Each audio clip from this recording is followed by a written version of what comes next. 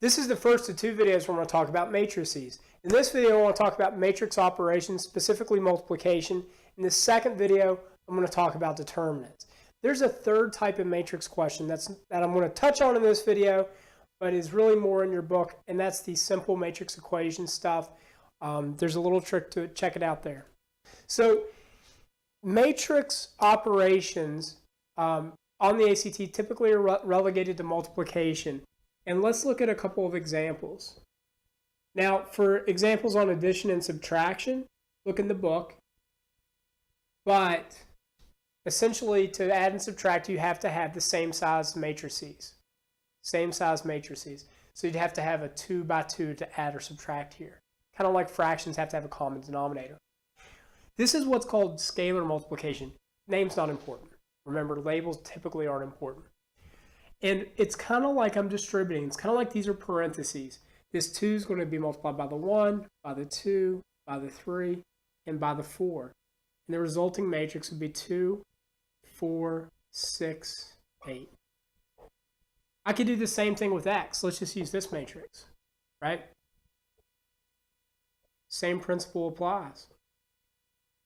2x, 4x, 6x, 8x. That's it. So that's scalar multiplication. It's usually a part of matrix equations. Matrix equations, you're going to compare like to like, and that'll make more sense in a second.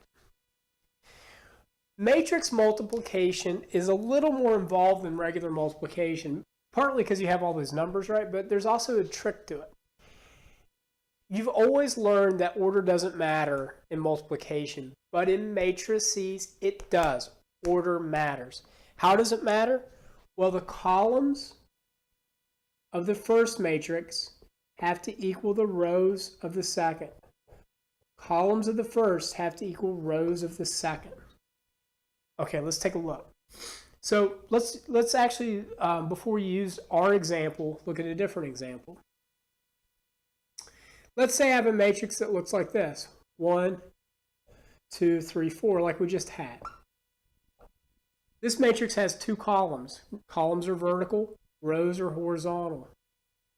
If you've ever used Google Spreadsheets, Microsoft Excel, same principle. Columns like a column are vertical, right? In architecture. So this I can multiply by this. I could say, well, this is multipliable. Multipliable. This has a defined matrix product. I can multiply these two. Why? Because I have two columns here. I have two rows here. But if I flipped it, if I had the little matrix, the 1 column, 2 row matrix, multiplied by the 2 by 2, 1, 2, 3, 4, this doesn't work because I have 1 column here and I have 2 rows here. That would result in an undefined matrix product. There's 2 ways they ask these matrix multiplication questions. One is which product, and they'll give you a list of potential products, right, or multiplications, right? Boom, boom, boom, boom. Which product is undefined? Which product is defined? That's one way, and you'll see that example in the book and also in the practice set. The other way they do it is the way I gave you, and it's typically these small matrices, these one dimension sort of, well, they're not one dimension, but they either have 1 row, 1 column. There is an example of more involved matrix multiplication in the book, although I've never really seen one of those on the test. I included it to help you better understand the principles.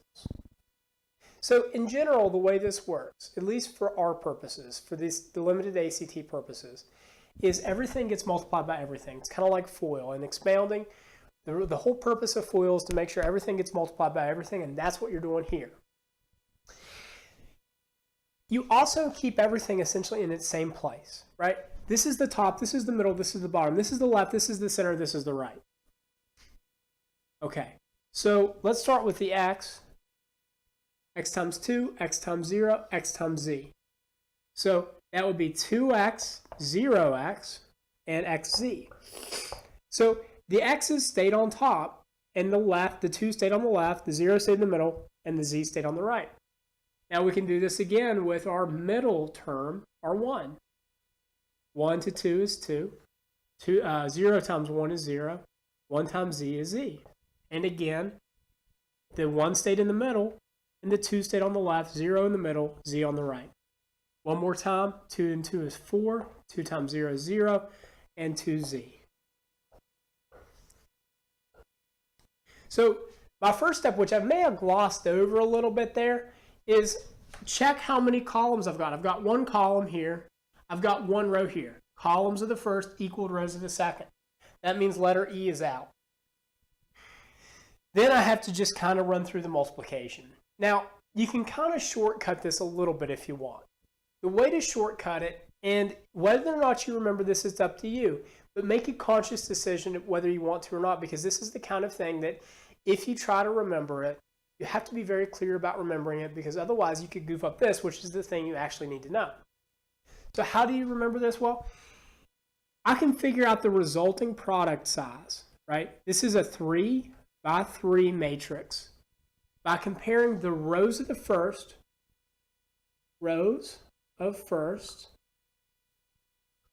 and that will equal the rows in the product, columns of the second will equal the columns of the product. That's really all there is to it. Again, when I talk about matrix operations, what I see are multiplication problems. That's what they always put on here. That could change, of course, so I kind of covered more stuff in the book. Because I want these videos to be quick and dirty and helpful to people, whether or not they have the book, I covered what I see. I covered what I see on the test. Now, I want to go back and touch on the problem type I'm not covering just for 1 second. Remember how we kept everything in its place, right? Everything was in its place, right?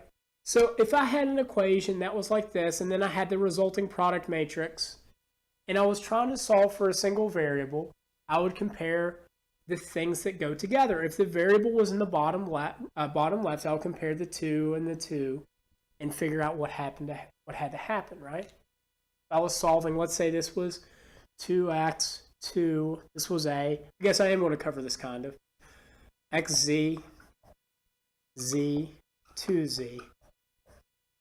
So if I'm trying to solve for a, I'm just worried about these 2 spots that multiply together to equal a. So I'd have 2 times 2 is equal to a. A is equal to 4. Now, the examples or the problems that they can give you on the test and the examples in the book are slightly more complicated, but it all boils down to very simple linear one variable equations. It's not so bad, but you kind of need to take a look at it to get the feel of it. Take a look at this. Equally common is the second type of matrix question, and it's even easier. It's the determinant questions are just plug-in problems. So definitely take a look at those. These are points that are nice to get.